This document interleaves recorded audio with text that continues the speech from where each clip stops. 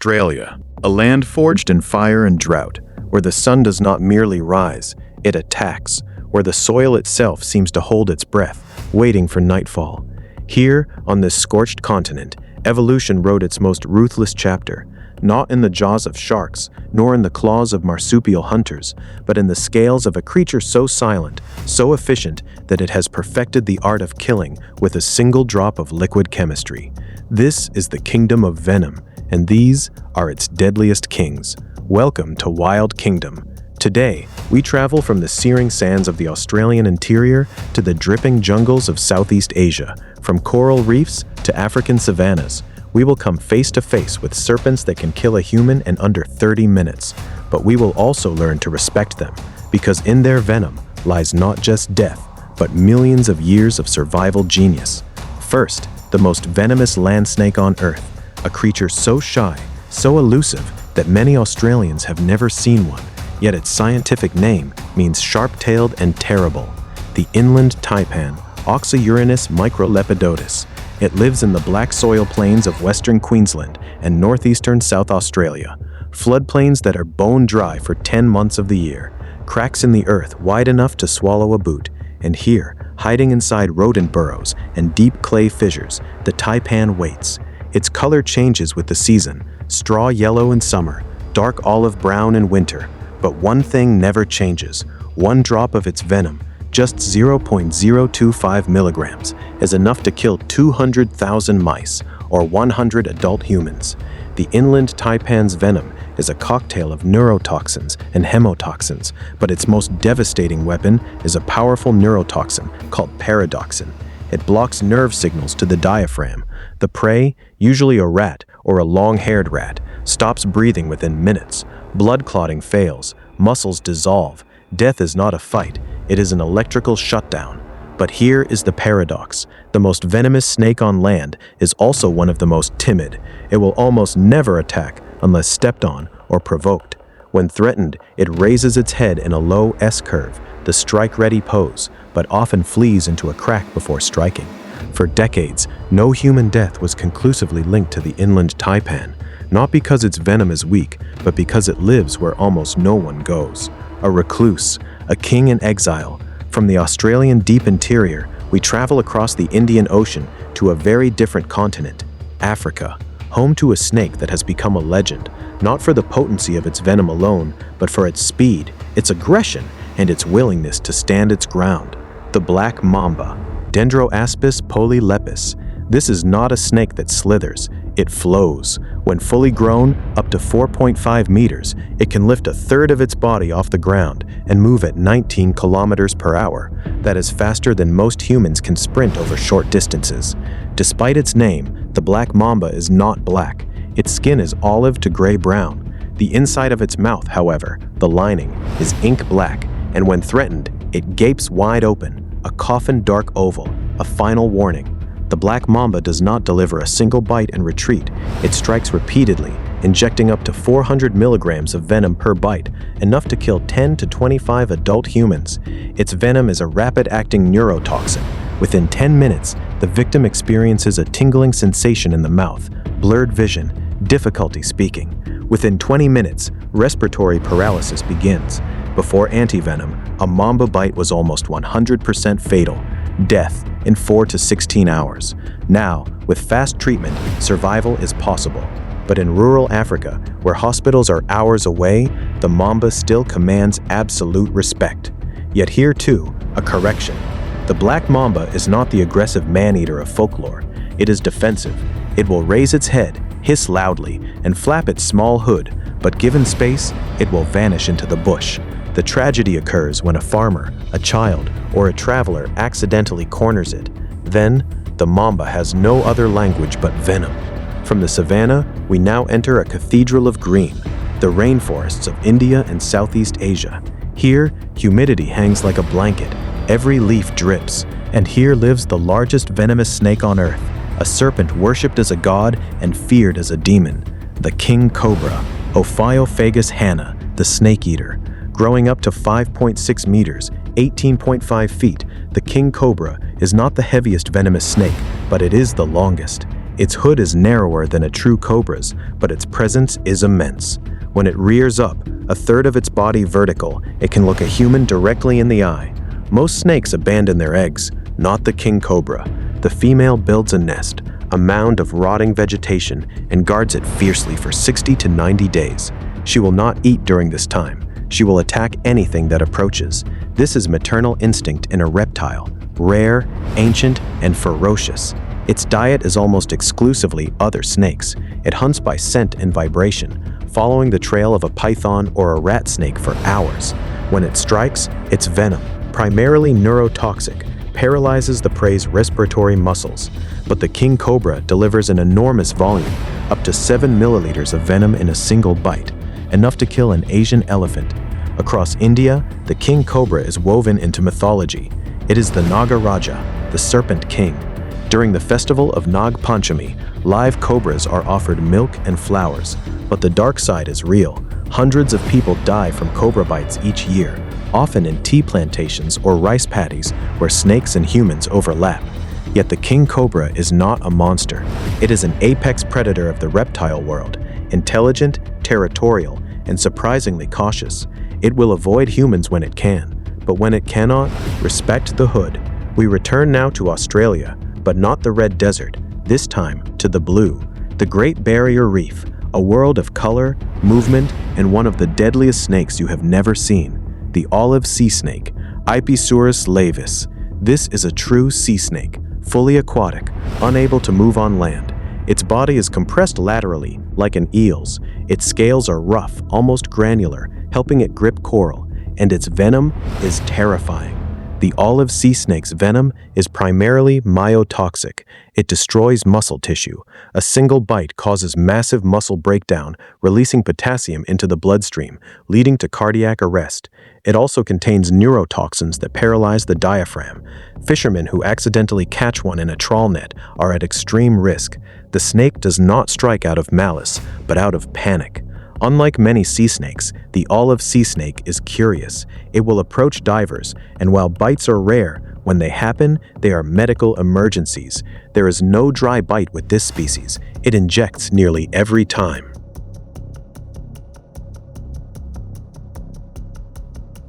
It hunts at night, searching crevices for gobies and small fish. Its bite is fast, less than a second, and its fangs are shorter than a cobra's, but sharp as needles. In the reef, it is a silent, gliding ghost. Back on land, and we have not yet met Australia's most dangerous snake, not the most venomous, but the most responsible for human deaths, the eastern brown snake, Pseudonaja textilis. This is the snake that kills more Australians than any other, not because it is the deadliest per bite, the Inland Taipan holds that record, but because it lives where people live, farmlands, suburbs, golf courses, schoolyards. The eastern brown is fast, nervous, and active during the day when humans are outside. Its venom is packed with procoagulants, substances that cause blood to clot everywhere at once. The victim suffers a stroke or a heart attack as the blood turns to jelly inside their veins. Kidney failure follows. There is no pain at the bite site, only a dull ache. By the time symptoms appear, it is often too late. But here is the saving grace. The eastern brown delivers a warning. It raises its head high, opens its mouth in a C shape, and weaves side to side. If you stop moving, it will often escape. If you run, it may chase, not out of malice, but because it mistakes your retreat for an attack. A terrible misunderstanding. A single eastern brown carries enough venom to kill 20 adults, yet most bites occur when people try to kill or move the snake. The golden rule in Australia: step back, let it leave, it will. We travel now to Central and South America, to Costa Rica, Brazil, Colombia. Here, the deadliest pit viper of the New World waits, half hidden in leaf litter, the Fer-de-Lance, Bothrops asper, also known as the terciopelo or velvet snake. This snake is responsible for more snakebite deaths in the Americas than any other. It is aggressive, not timid like the taipan. When threatened, it does not flee. It coils, hisses loudly, and strikes with explosive speed. Its venom is hemotoxic, destroying tissue, blood vessels, and causing massive internal bleeding. A bite victim's limb can swell to twice its normal size within hours. The pain is described as burning acid under the skin. Without antivenom, amputation or death is common. It is an ambush predator. It lies motionless for days along game trails, waiting for rodents, opossums, or small agoutis. Its heat pits can detect a temperature difference of 0.003 degrees Celsius, the warmth of a mouse's breath from a meter away. When the prey passes, the snake does not think. It simply fires. In Costa Rica, the Clodomiro Picado Institute produces life-saving antivenom, but in remote areas, a bite can mean a 2-day journey on horseback. Many die before reaching help. The Fer-de-Lance is not evil. It is a perfect machine of evolution. But in the jungle, perfection and danger are the same word. From the ground, we look up, into the canopy, where a snake with eyes like a chameleon and a bite that kills slowly and silently, the boomslang, Dyspholetus typus, Afrikaans for tree snake. Unlike the vipers and elapids we have seen, the boomslang is a rear-fanged colubrid. Its fangs are not at the front of the jaw. To envenomate a human, it must chew or hold on, but when it does, the results are catastrophic. Boomslang venom is a potent hemotoxin. It causes uncontrolled bleeding from every orifice, gums, nose, eyes, even old scars reopening. The victim may feel fine for 12 to 24 hours. Then, headaches, nausea, and massive internal hemorrhaging. Blood leaks into the brain. Death occurs from stroke or shock. In 1957, renowned herpetologist Carl Schmidt was bitten by a juvenile boomslang. He kept detailed notes of his own symptoms until he died 24 hours later. His final entry read, "Severe nausea, bleeding from the gums, I will not survive." His sacrifice advanced antivenom research immensely. The boomslang has excellent eyesight, rare among snakes. It hunts chameleons and tree frogs by sight, not scent. It is shy and arboreal. Most bites occur when people try to catch or kill them. A wise rule in Africa: if you see a green snake in a tree, admire it from the ground. We return to Australia one final time in this part of our journey, to a snake that does not chase, does not rear up, does not hiss loudly. It simply disappears. The death adder, Acanthopus antarcticus, despite its name, not a viper, an elapid, but one that mimics vipers in body and behavior. The death adder is an ambush predator with the fastest strike of any Australian snake. From a coiled position, it can strike, inject venom, and return to coil in under 0.15 seconds. Too fast for the human eye to track. Its tail tip is pale and worm-like. It wiggles this lure to attract lizards and small mammals. When the curious prey gets close enough, the adder does the rest. Its venom is neurotoxic, causing paralysis. The prey stops breathing while still alive. Death adders are responsible for many snake bites in Australia because they are so well camouflaged. People step on them without knowing. The snake reacts instinctively. The result is a bite that, before antivenom, had a 50% fatality rate. Now, with the polyvalent antivenom, deaths are rare, but pain, tissue damage, and weeks of recovery are not. The death adder teaches us the most dangerous snake is not always the fastest or the largest. Sometimes it is the one you never saw. We have traveled across deserts, reefs, jungles, and savannas. We have seen fangs that inject death in a fraction of a second. But now we pause, because serpents are not only killers, they are also symbols. The King Cobra is worshipped as a guardian. The rattlesnake is a symbol of warning and resilience in Native American cultures. In ancient Egypt, the uraeus cobra adorned the crowns of pharaohs, protection against enemies. In India, the cobra is said to carry the energy of Shiva. Today, snakebite kills an estimated 100,000 people a year worldwide, mostly in poor, rural regions. But snakes kill far fewer people than mosquitoes, dogs, or even cows. The real danger is not the snake. It is the lack of antivenom, education, and medical access. Organizations like the Global Snakebite Initiative are working to change that, teaching villagers how to avoid bites, producing affordable antivenoms, replacing fear with knowledge. These creatures have slithered through the shadows of Earth for over 100 million years. They survived the asteroid that killed the dinosaurs. They adapted, perfected, became living syringes of liquid evolution. They do not hate us. They do not hunt us. They only defend what they are. So when you walk through tall grass or step over a log or reach into a woodpile, remember, you are entering their world, not the other way around. Respect the serpent, protect the wild. We return now to the continent of giants, Africa, but not the open savanna of the Black Mamba. Instead, the deep, damp forest floor, a place of filtered light and patient death, the gaboon viper, Bitis gabonica.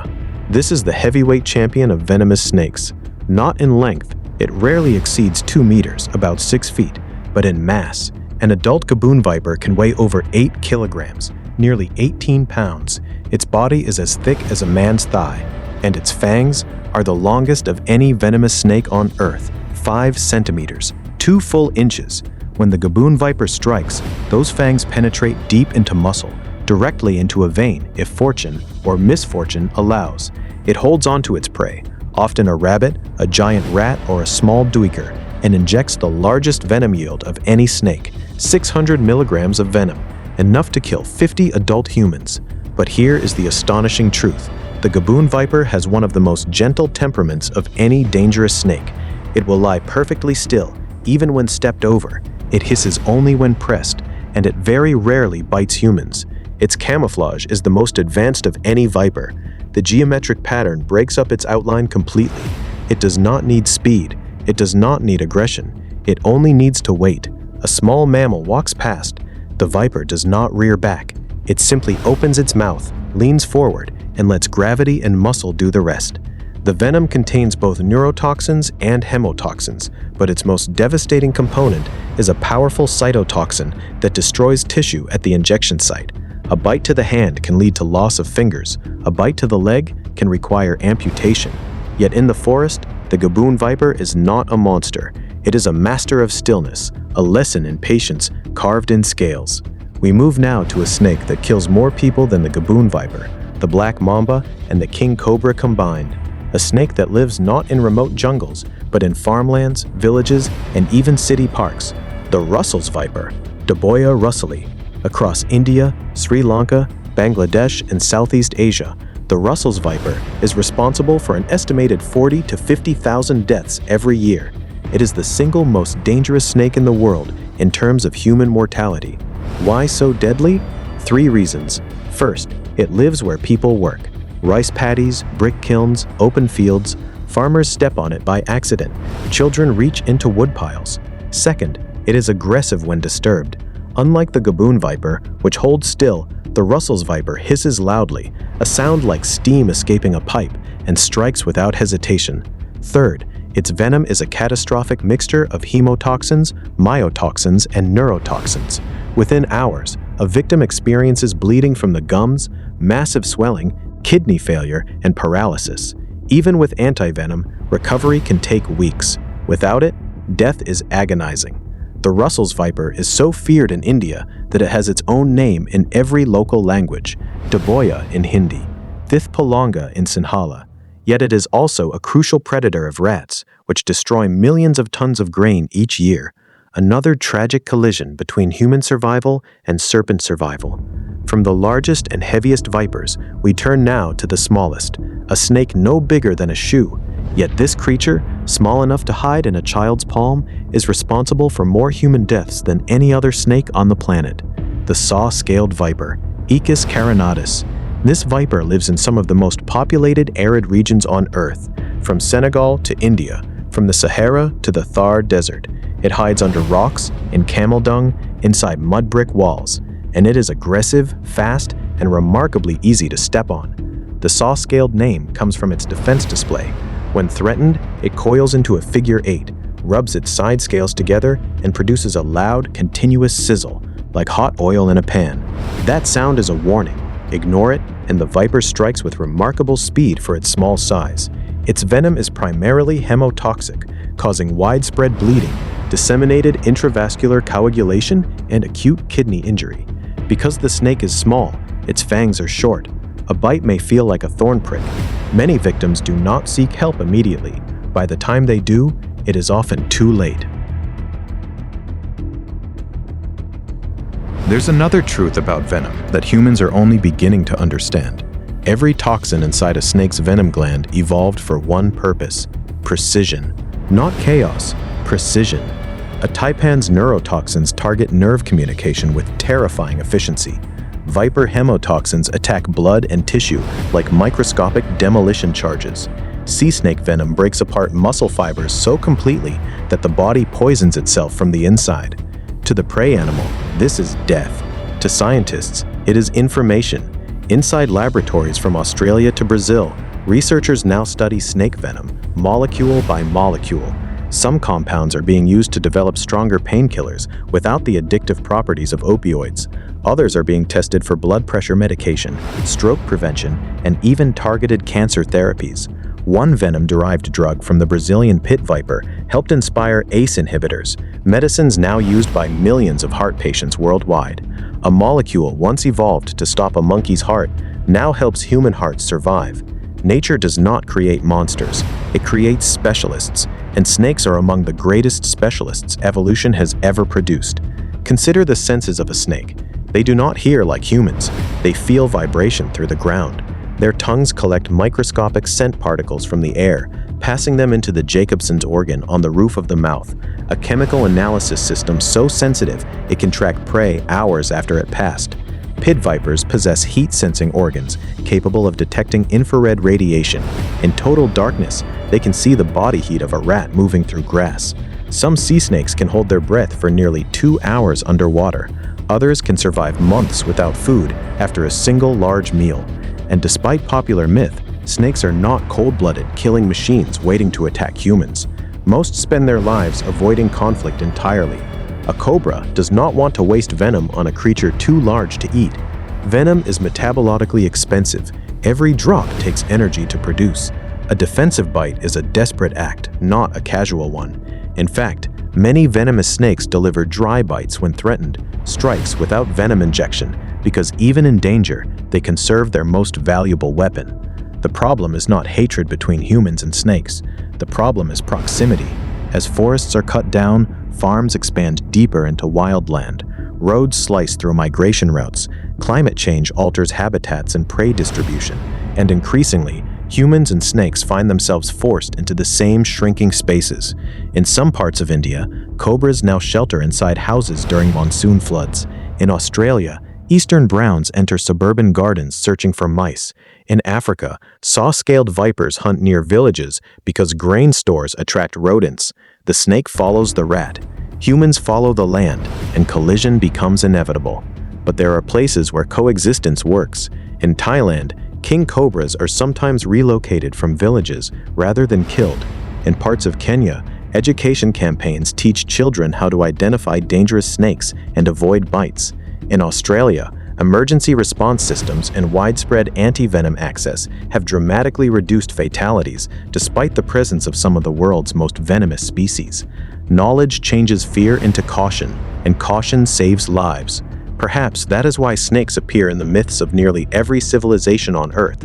In ancient Greece, the rod of Asclepius, a serpent entwined around a staff, became the symbol of medicine itself. In Mesoamerican cultures, feathered serpents represented wisdom and creation. In Hindu tradition, cosmic serpents support the universe. Even in cultures where snakes symbolize danger, they also symbolize rebirth, transformation, immortality, because a snake sheds its skin and emerges new. For millions of years, humans have looked at snakes with the same mixture of terror and fascination. We fear the venom, but deep down, we also recognize something extraordinary in them. An animal with no legs that moves like flowing water, an ambush predator that can wait motionless for days, a creature capable of killing an elephant, yet usually choosing retreat over violence. And perhaps that is the final lesson of the serpent. Power does not always announce itself with noise. Sometimes it waits silently beneath leaves. Sometimes it survives by patience alone. Sometimes the deadliest thing in the forest is also the calmest. The world of venom is not a horror story. It is a story of adaptation, of survival, of life sharpening itself against life for over 100 million years. And long after humans are gone, the serpents may still remain, silent in the grass, tongue tasting the air, ancient, watchful, unbroken. Stay curious, stay safe, stay wild.